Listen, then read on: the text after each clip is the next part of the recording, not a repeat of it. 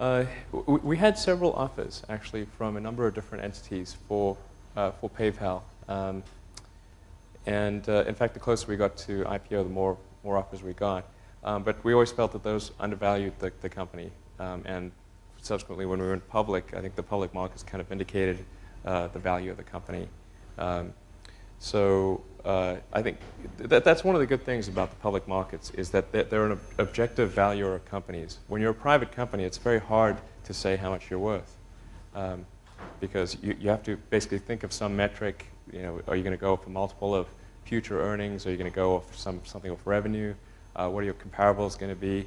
There are all sorts of questions. It's really up for debate what sort of value your company is. When you're public, it's whatever the market says you're worth. That's what you're worth. So I think eBay made a number of offers prior to going public that were substantially below our the value once we went post-public, and that kind of cleared up the disagreement, and then we sold them. What else? There was actually, you had a second part to the question. I was wondering if you were concerned that eBay's current solution was going to gain traction, so they didn't need another solution. Yeah, eBay had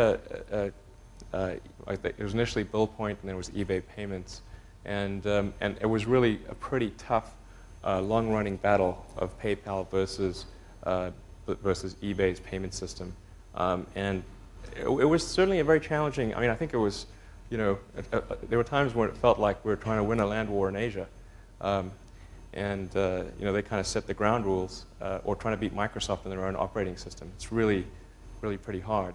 That took a lot of our effort to actually beat eBay on their own system.